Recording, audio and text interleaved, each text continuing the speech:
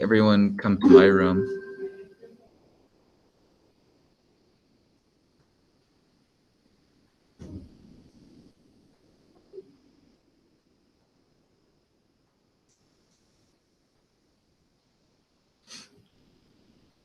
I'm really pleased that you're here today. You know, virtual. Hi, Charlie. Hey, as usual, if you guys have any questions or anything, just pipe up, let me know. I'll go ahead and present.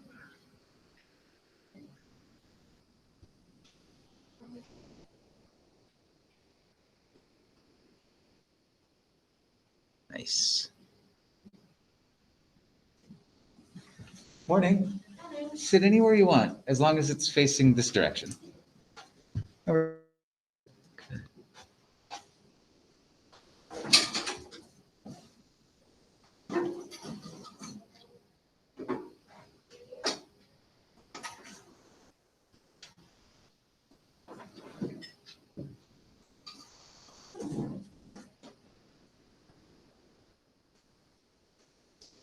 You guys can see that okay?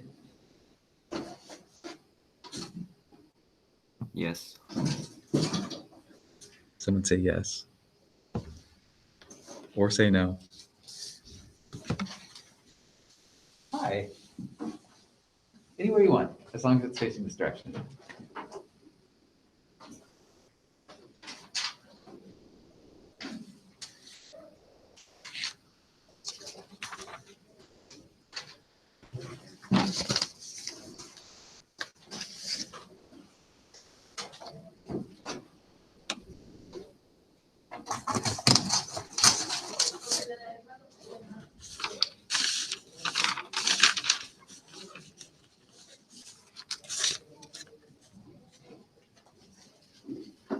Good so far?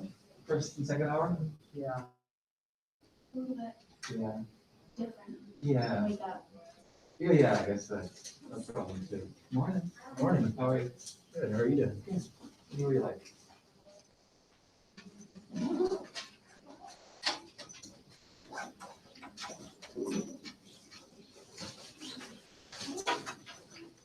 Mr. Barron, is there anywhere you like, as long as it's facing this direction.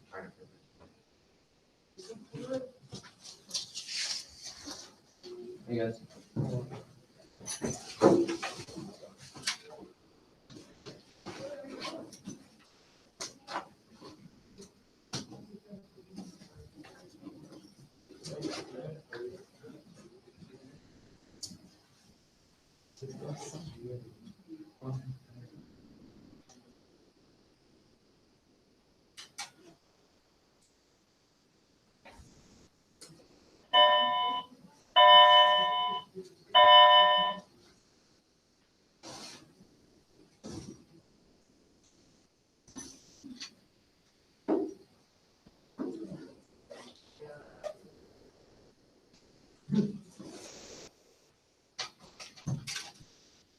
Any place that's, any desk that's facing forward.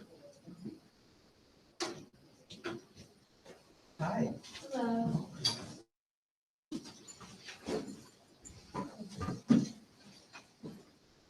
I love your hair and everything about your outfit. Thank you. I like your shirt. Thank you.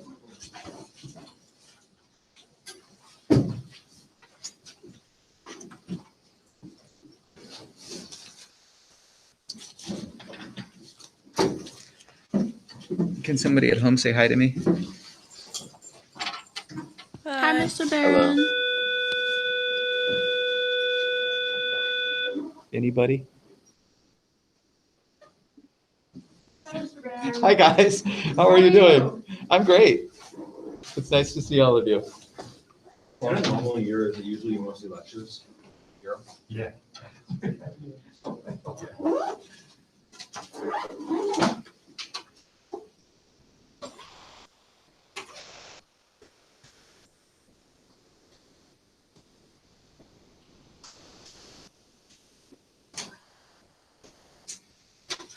We do have I believe we're going to go ahead and do this too. We do have a simulation coming up.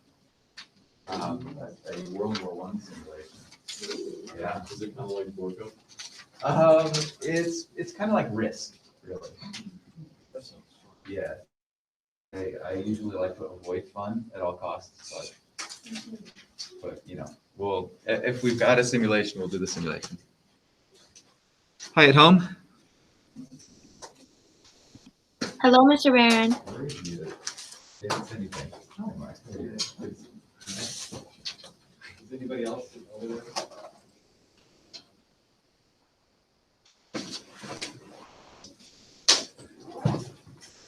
Hello, Mr. Barron. Double check. I can't hear you. I'm not sure if anyone else Please say can. hi. I think I've done it right. It says Hey. he's muted, but I can hear him. Yeah, it's kind of weird. Mr. Barron, can you hear us? Katarina, say hi to me. Hi. Can I anyone don't else think hear you can me? hear us. Yeah, Okay. I think we can. Jolie, say hi to me. He can't hear us. Yeah, he can't hear us. Oh no. No. I Mr. think Barron? You might want to reload the site. I think that's probably what's happening.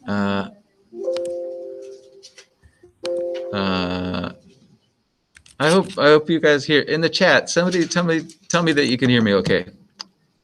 I can't hear him. Oh, boy. Oh, okay. This is happening to me. I think you just reload the tab. All right.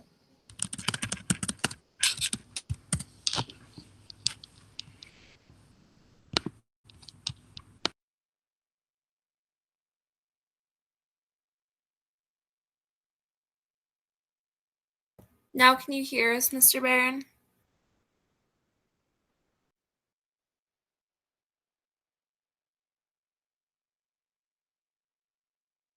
I think now we can't hear him. Yeah, I can't hear him either. Oh my gosh.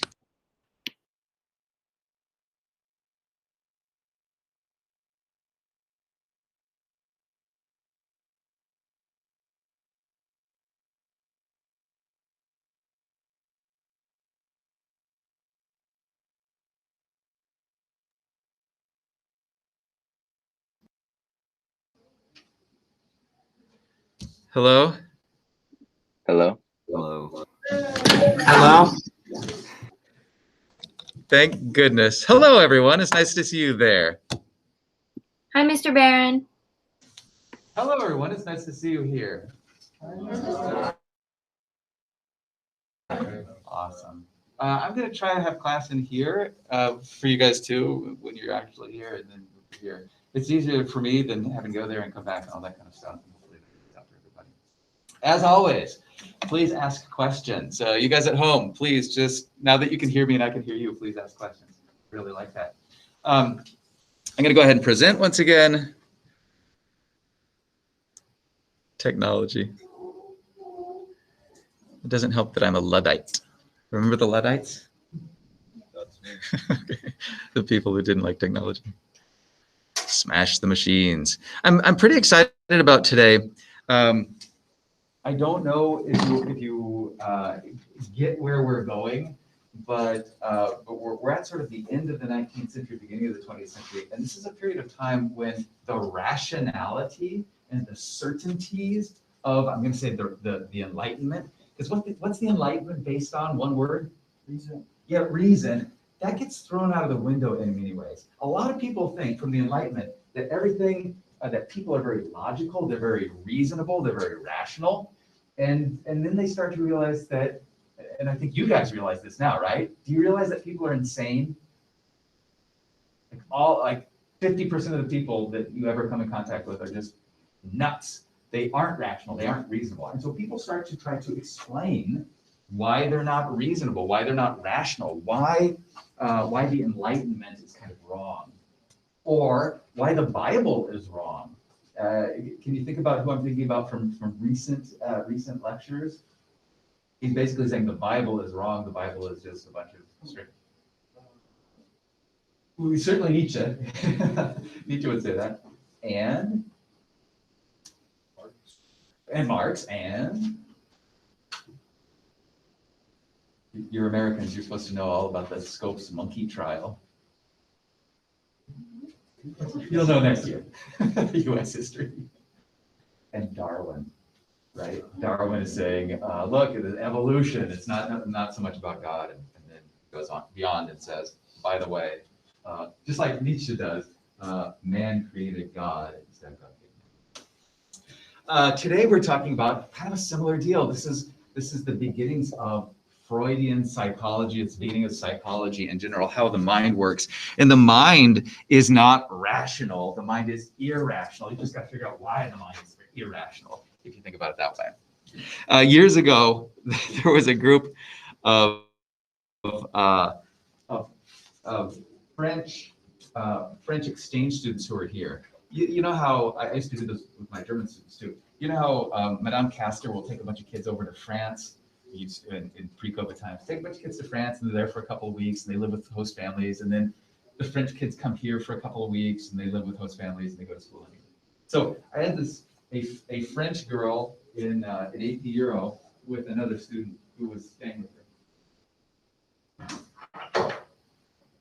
her. And so I was really excited to have a real live French person because we could then ask this real live French person what they think about, like what would you ask them from stuff that you learned in this class? What would you ask a real life French person? Do you like Napoleon? Exactly. Do you like Napoleon? And then hopefully they would say, which one? And you'd be like, damn, yes! Somebody finally knows there's two Napoleons. But she knew nothing. So, you know, how do you feel about Louis XIV and his absolutism? Who? What about Napoleon? You know, what about Napoleon? What do French people think about Napoleon III? What? She knew nothing. I was really disappointed. Like the Dreyfus affair. You know the Dreyfus affair? No. But France was split between left and right. And she was like, I don't know. And so she was here for like 2 or 3 weeks. I said, if you have any questions, if you have any comments, I just basically stopped talking to her because she didn't know anything about the stuff we were talking about. And then it's like her last day here, and I'm doing this lecture. And I'm done with this lecture. And I said, hey, everybody have a nice day. She raises her hand. I'm shocked. Whatever her name was. Marie, you have a question. I have a question. What is it? If this class is history, why do you talk the entire time about sex? I'm like, did I talk the entire time about sex? And then I said, well, I was talking about Sigmund Freud. I was talking about how the irrational mind is filled with subconscious desires and fears and all these kinds of things. And I was done explaining why we had talked about Freud. It was part of European history. Thank you. And then she came back for the next hour to sit through it again, which I thought was hilarious as well. She enjoyed the sex talk. So here it is, kids. Freud and sex. Sort of. Okay, so this is Freud. Freud is Austrian. He's from Austria-Hungary. You know about Austria-Hungary now. And he's Jewish. And you know about Jewish people. We'll talk more about Jewish people. He lives in Vienna for most of his life. And he also studies some pretty traumatized people, some pretty badly damaged people. And from his experiences with those people, he starts to come up with his ideas about how the mind works and about why people are, as irrational as they are. He finds the mind filled, unlike the Enlightenment, finding the mind filled with rationality and reason and logic and all that. He finds the mind filled with irrational, subconscious desires. It's really all about desires. By the way, maybe I was supposed to do this. Show you the social studies electives that you could take for next year. Thought about taking these social studies electives, like AP Psych, great elective to take. Try to take AP Psych at some point in time. You'll learn about Freud, for example. Yeah. AP Psych wasn't listed on the course catalog, or like it wasn't. I went to sign up for it, and I couldn't. I'll bet you could in some way, shape, or form. And if it isn't there, it's somebody's screw up. Always assume incompetence, and then everything will make sense. But you should be able to take it, and I really do recommend it. It's a great class, and both the teachers are fantastic. First thing that Freud starts to study is hysteria. Hyster is the Greek word for uterus. And hysteria isn't having a uterus, it's having an affliction. Well, first you have a uterus and then you have this affliction. In other words, who does it affect? The ladies, that's right. It's a catch-all term for how women in the 19th century were acting. It is a kind of catch-all term for excessive emotion, such as fear and panic. Have you ever seen these old movies where a lady is freaking out, and then a man has to make her stop freaking out, or well, actually, we'll talk about that really quickly. What does the man usually do to snap her back in? Yes, he slaps her back into her senses. Or have you ever seen these movies or plays or whatever where women swoon, where they basically kind of faint or pass out? And then do you know what you need in order to bring them? You don't punch them when they're unconscious. Thank goodness. Water. Better than water. Smelling salts. People carry around in the 19th century, bourgeois women carry around smelling salts to revive themselves again after pain. Anyway, that's simple hysteria.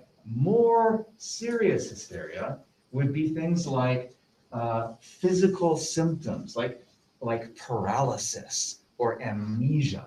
And so there are these doctors like Freud who treat these women, bourgeois women, they wake up one day and they're like, I don't know who I am. I can't remember anything. Who are you? I'm your husband. I don't know you. And so obviously this causes a huge stir, and this woman has to be brought to a specialist, and he has to figure out somebody else. Or paralysis. I do this. This is kind of a fun thing to do too. Just wake up one day and just be like this. You know, I've done it many times at home, so it doesn't work anymore. But you guys can do it. It's fine. I don't know what's going on here. My hand, here. No, you guys can't see this either. I'm pretending that my hand is stuck in this position. I don't know what's wrong with me. I can't move my hand. Like, sure you can. You can move. No, I can't. And then back and forth, back and forth. So this is something that's happening to bourgeois women in the 19th century and early 20th century. I think it's caused by the dollhouse. Does that make sense? I think it's caused by women being relegated in their lives to Victorian roles. You can be a home economist, you can be a mother, you can be a wife, you can't be much more than that. And I think it really wears on the psyche of women.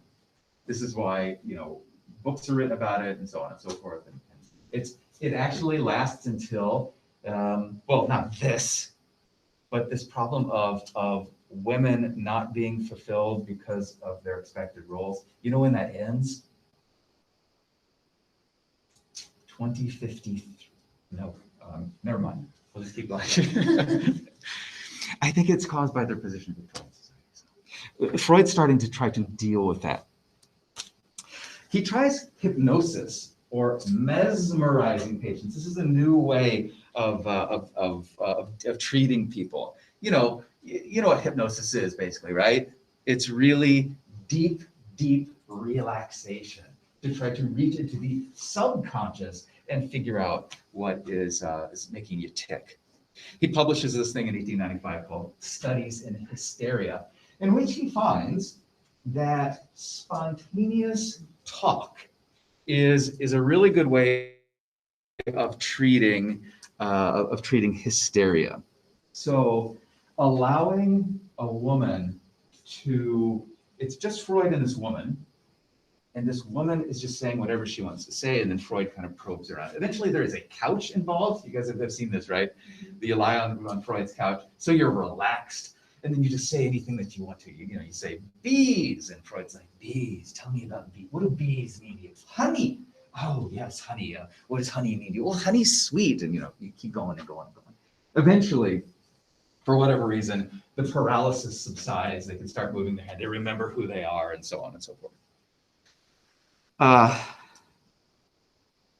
Freud eventually finds, or he thinks, that a lot of the problems that people have, women have, and eventually all people have, are about repressing earlier experiences, especially, I guess Marie was right, especially sexual experiences, like children, not necessarily being molested, but sort of uncomfortable situations dealing with their childhood.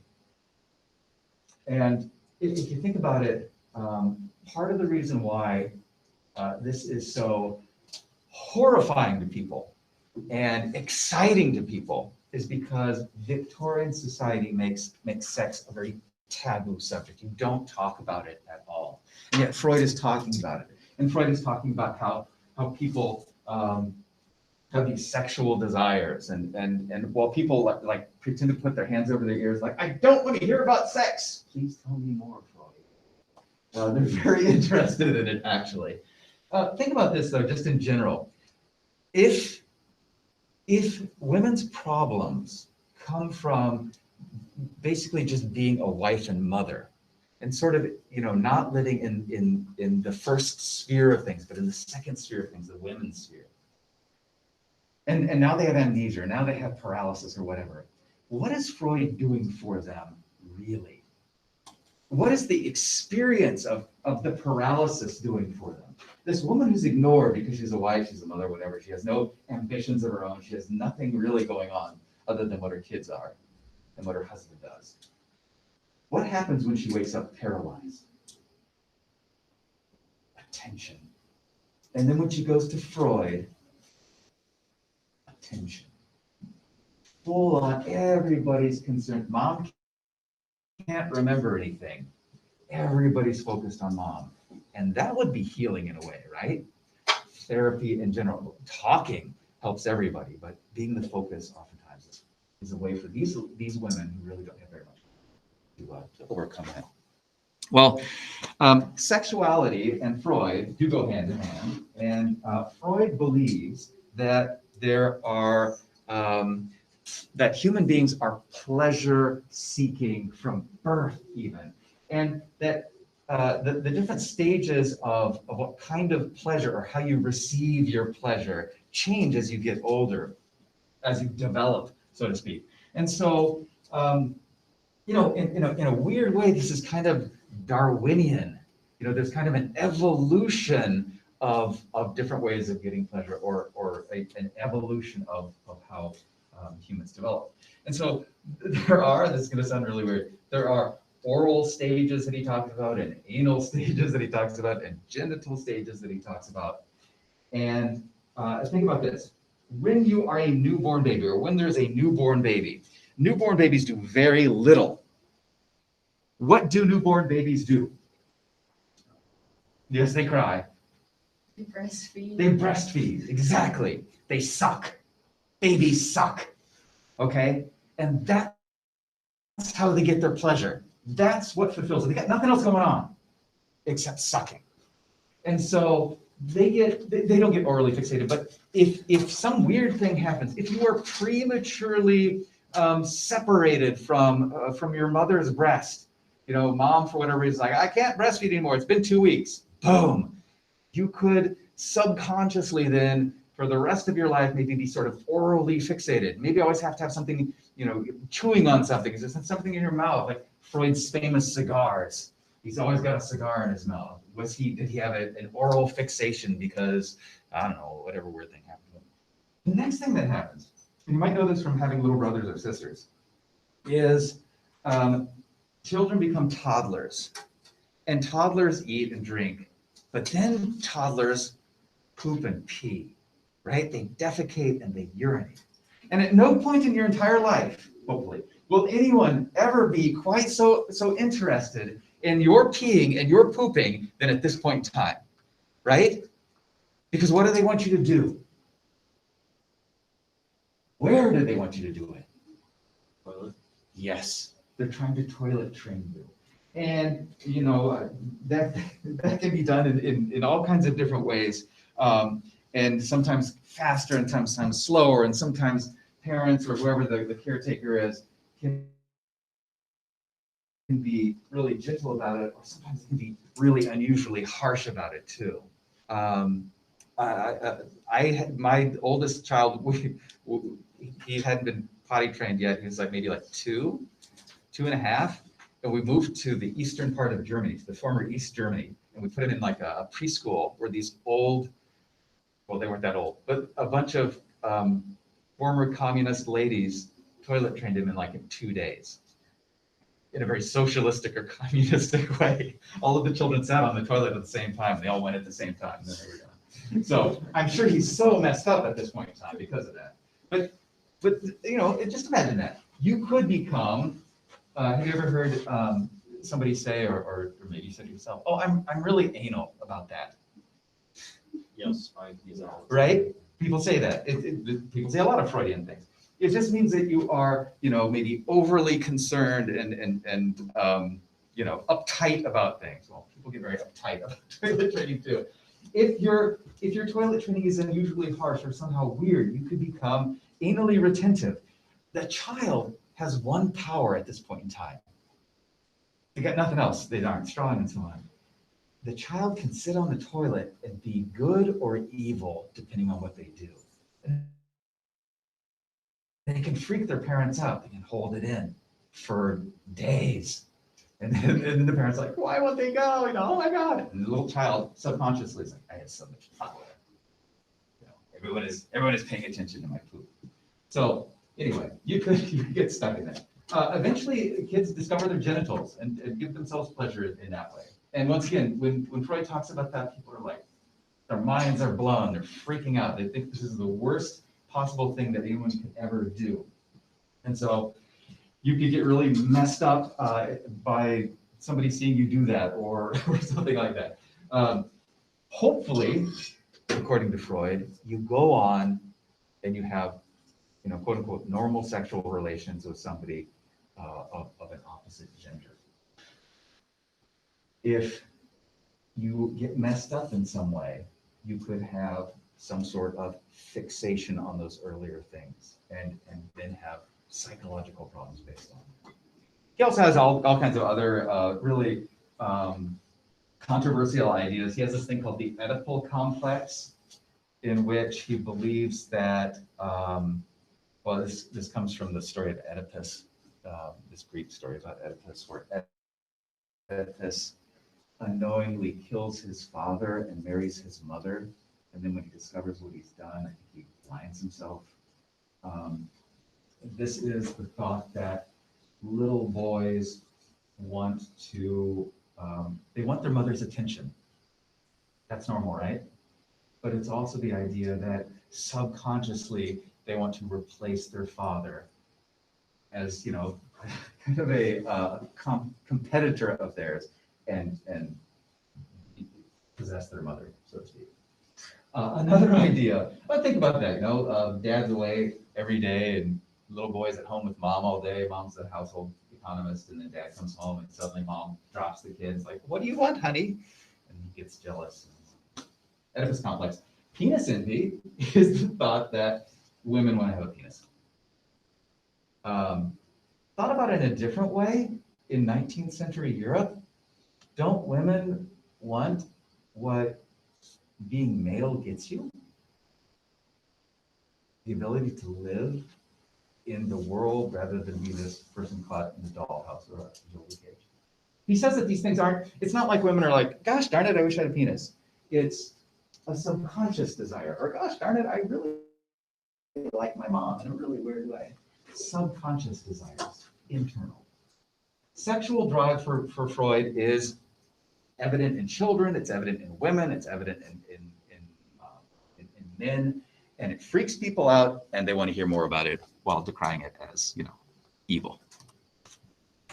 As part of that, dreams are part of Freud's ideas too, that dreams might be a way of the mind dealing with all of these subconscious desires, that dreams have some sort of meaning, and by dreaming, you are letting off in a safe way some of your mind energy, your libido. He writes this book called Interpretation of Dreams. Dreams are fantastic. I love dreams. They're so weird. My dreams are very, very strange. Do you have strange dreams as well? Yes, yes, Yeah. Do you have nightmares? yes. Oh, those are less fun.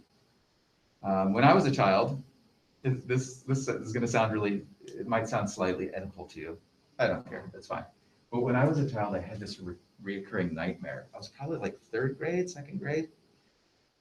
It was the same dream over and over again, where my mom was in another part of the house and she was playing bridge, which she did with all these other ladies. And I needed to get to her. And in our house, in reality, I had to pass these two little busts, these two little statues. They were kind of bronze colored. One was a little boy playing a musical instrument like a flute or something, and the other was his sister presumably, who had her hands over her ears like he was playing really badly.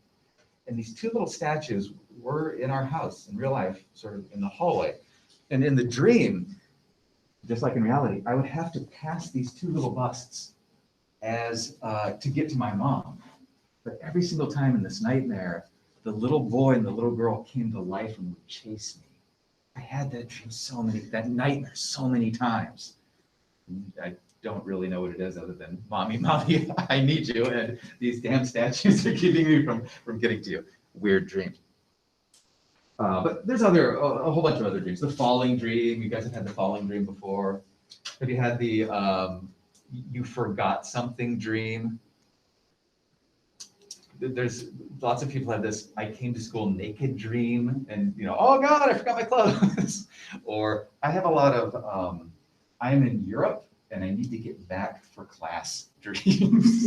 Or it's the end of the semester and I forgot to go to a class as a student, and now I have to take the final exam without ever having been in the class. Stress dream. And I'm sure we've all had that dream about the big white horse that you have to put down because you think it's injured, and so you shoot it in the head, and then it doesn't die, and then you realize after you shot it once in the head that it really wasn't as injured as you thought it was, and you keep shooting in the head and it refuses to die, and you shoot it over and over and over, and you feel so bad because you didn't need to shoot it in the first place. We've all had that dream, right? Okay. Anyway. The mind, according to Freud, is made up of three different parts: the id, the ego, and the superego. And the id is this sort of amoral, irrational, primitive thing that wants pleasure. And it's the thing that could easily be aggressive. It's the pleasure principle. It's the crocodilian part of your brain, the primitive part of your brain. I want. I gotta have. And then you've got this sort of societal opposite of that, where you've got all of these expectations from whatever it is that you derive your morality from. Society, your religious beliefs, your philosophical beliefs, and so on. That's the thing that's telling you, you can't, no way, don't do that. You shouldn't. It's wrong. It's evil. And then there's this thing called the ego that mediates, that allows a little bit of the pleasure or a little bit of what you want, to get accomplished, while at the same time not allowing you complete free reign to get everything. This idea, like all of these ideas that we study, you just have to step back from for a second and say to yourself, this is someone's way of describing how the mind works. This isn't reality. You know what I mean? Marx's ideas aren't reality. Darwin's ideas, they're more scientific. They're sort of, provable. But oftentimes you've got these are just ideas. There's no such thing as the Oedipus complex, unless you want to believe that there's an Oedipus complex. Does that make sense to you? I always like to mention that because sometimes you hear these ideas and you're like, oh, I gotta believe there's an id and there's an ego and superego. Not necessarily. There's also this thing called the death drive. And I mention this because I think this fits really well into into 19th century and early, especially 20th century history. It sort of makes sense, I think, to you and to me that there is this pleasure principle that we want things that make us feel good. Why is it then that there also seems to be a kind of death drive or a desire for self-destruction? People oftentimes engage in self-destructive behaviors, including suicide. Why would someone commit suicide? What is that? Why? Why would evolutionarily one commit suicide? It doesn't make any sense, right? Well, Freud tries to explain that with this idea of thanatos. There's a drive for death, there's a drive for self-destruction.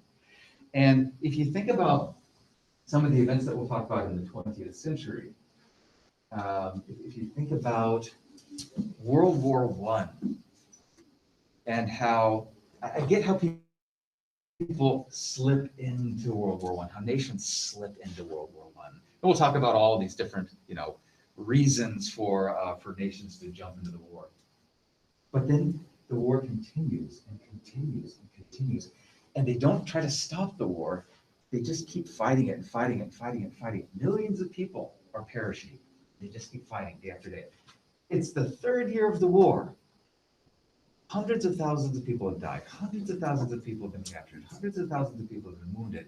And they blow a whistle and people still jump up out of a trench and try to run across no man's land to get blown up and shot to pieces. They're almost guaranteed to die, and yet they do it. The question is why? Why would they do that? And maybe it has to do with this, thanatos, this self-destructive drive. They have to do this. All the irrational wars, some of the irrational events, the irrational ideologies, kind of be explained by people and their subconscious. Real specific, we've talked about religion many times. Beginning of this of the year, we looked at all kinds of different ways that Protestants and Catholics were viewing religion. We saw the Enlightenment happening. We saw a number of elite people start to move away from religion a little bit. Now we're starting to see in the 19th century people questioning the truthfulness or even the existence of religion and God. And for a guy like Freud, who's trying to explain why psychologically we need a God, to him, God is an illusion, a kind of powerful father figure who will protect you.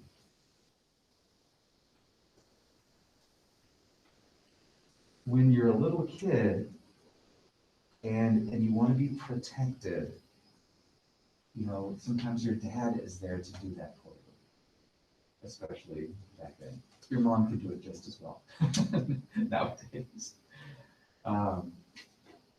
But that's sort of Freud's view of it. And Freud's view, I think, is similar to Darwin's view, that at some point in time, human beings create God or gods in order to restrain their id, in order to kind of create a super ego that could tell them not to do all of the things that we wants them to do in less civilized eras and places. So Freudian psychology is one of the first popular psychological movements. And even nowadays, we use a lot of Freudian terminology. We use a lot of Freud's ideas. Smart people, educated people know about the Oedipus complex. There's an Electra complex too for little girls that even things out. They know about, the interpretation of dreams. People talk about being anal and that sort of thing. The id, the ego, the superego. But Freud is also kind of passé in psychological terms. There are lots of movements beyond Freud that we never talk about, but if you take psych or AP Psych, you'll get to talk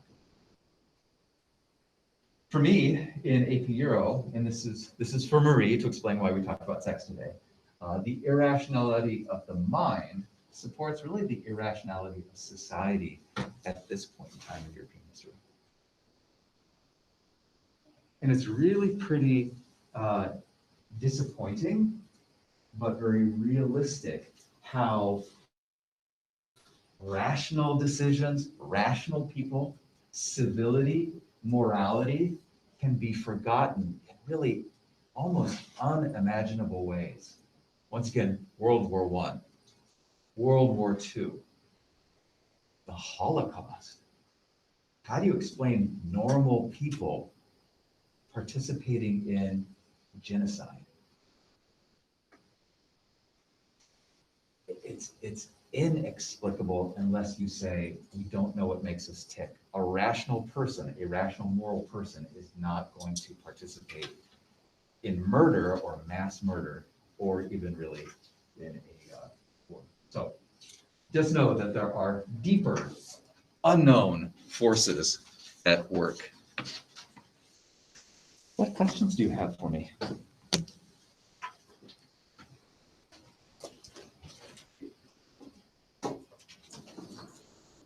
I have a question. Yeah, go ahead.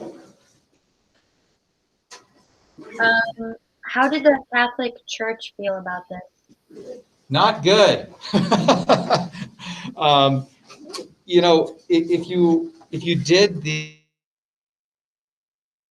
reading and if you did the lecture on Christianity versus a Christianity under siege, you can see that the Catholic Church really feels, in particular, most Christian faiths, but the Catholic Church in particular really feels attacked by all of these new ideas. And this is why we get this, even before Freud's ideas, you get this thing called the syllabus of errors, where the Pope, Pius IX, is saying, all of these things are wrong. Please come back to the simple faith.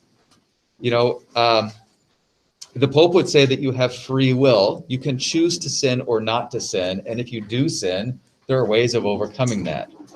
I think Freud would say, we're not really sure that you can avoid sin.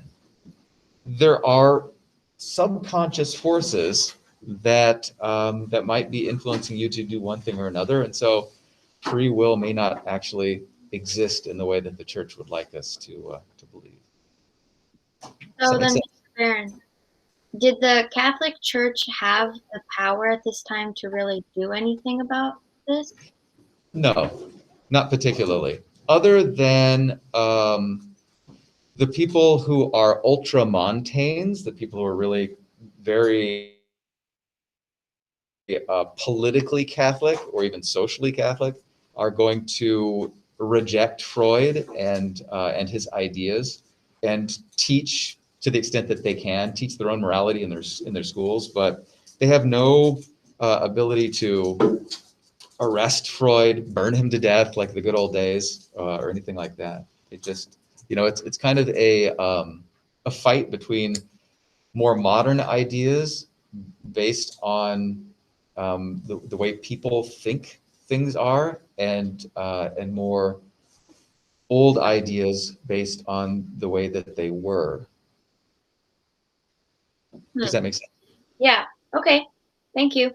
You're welcome. Didn't Freud smoke crack? Freud liked cocaine. Yeah. And a lot of drugs are fairly new at this point in time. And so they are being, since people really aren't aware of the dangers of those drugs, they are maybe using them, for example, to treat coughs. You know, if you want your cough to be treated, try opium. Yes, you know, you won't cough anymore, and you'll feel really sleepy, and you might sort of fall unconscious. But it'll cure your cough. Or if you feel listless, you know, you just don't have very much energy, then why don't you try some of this cocaine, because it'll make you feel really up, really powerful. And then I think they realize, well, I think for a period of time, people who get hooked on these drugs deny that they're hooked on these drugs. You know how drugs are.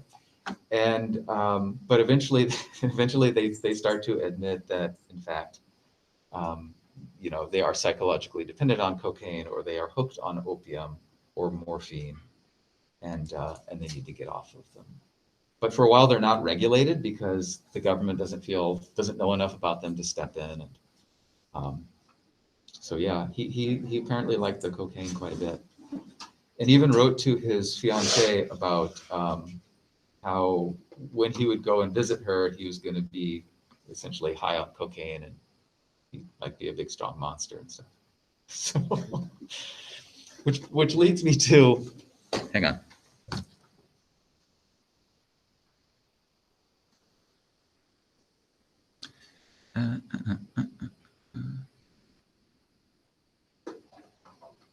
Oh, I don't think I don't think yeah,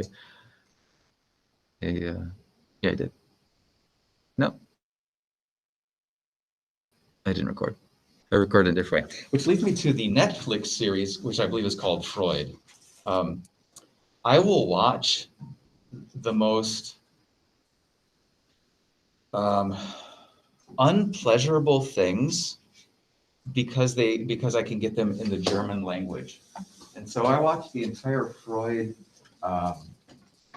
miniseries on Netflix. And while it sort of had an interesting idea, every episode was sort of devoted to one of his different ideas. It was so freaky and so porny that it was hard for me to watch like the last 2 or 3 episodes. It was just almost unbearable. But it was in German, so I'll watch it. You should use like one of those VPNs that allows you to change countries and then just access Netflix in Germany. Yeah, you could switch your location to Germany on Netflix so that you get everything in German. You might have like less selections, but Yeah. My wife might not like that. But it's amazing actually how many things you can get in German and how many actual German shows there are that get translated into English. So I cannot. So Dark. Yeah, for example, yeah, Dark is one. I can't stand to watch it in English because everybody's voice is different. Or if you watch Ozark in German and then watch it in English, there's one character with an extremely shrill voice that doesn't exist in German. And you look at it and go, oh my God, that voice. Mr. Barron, Yeah. it says there's like a reading quiz, but there's no chapters or pages that we have to read. Oh, let's look at that. I think it's just the thing in Schoology, Yeah, the reading in units. yeah. I think there's a reading on Freud, etc. Let's see if we can find that.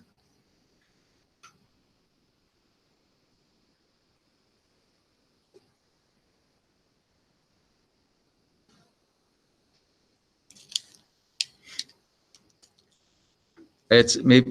Did you guys already do the Nietzsche, Freud, Weber one? Weber. Yes. Okay, that's probably it. Let me double check. Well, on Google Calendar, it says it's the Christianity and New Physics. Yeah. Okay. So there's the Christianity, New Physics. Do you guys see that? Or did I stop sharing?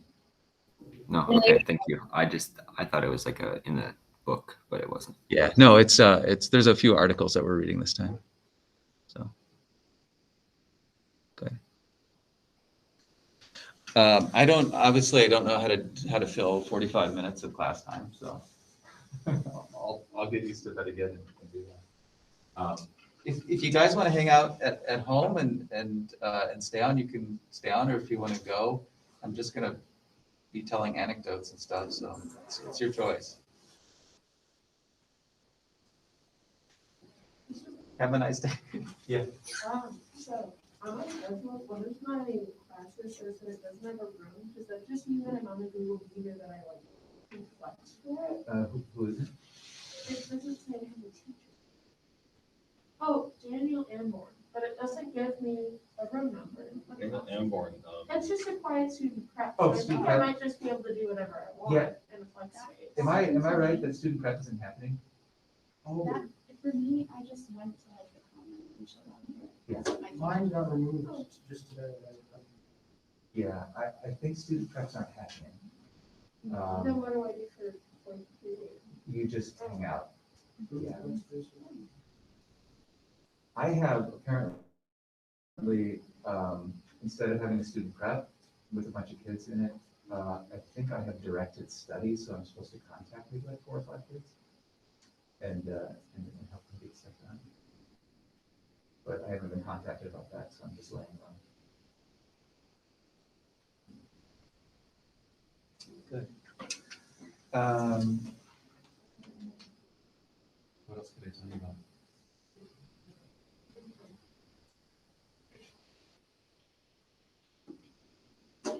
I don't know. We've got maybe a third of the unit left. And then we'll do the SAQ and I do know something I can tell you about. Do the SAQ and the multiple choice and learning objectives and stuff. I believe our AP test, for those of you who are taking the AP test, is going to be May 17th. It's going to be, I think, partial here and partial at home, or something like that.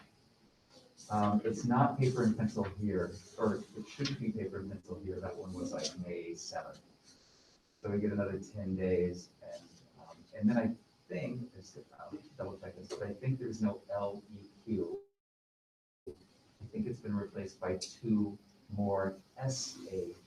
So we have 5 SAQs. I think you might have 5 SAQs. Which kind of makes sense, right? Because then they can test your knowledge of a bunch of different time periods rather than just one LEQ, which is. Sorry, did you say DBQ? A DBQ, and then several SAQs, and then maybe some more. May 17th, I believe, is the AP drill. So it's better than just throwing it all into one DBQ that's like it was last year. But I don't think that's a for sure yet. It's just a probable. So it'll be a multiple choice section too. I think so. But it's kind of, how do you do that with test theory? SAQs are a lot easier to test and DBQs are a lot easier.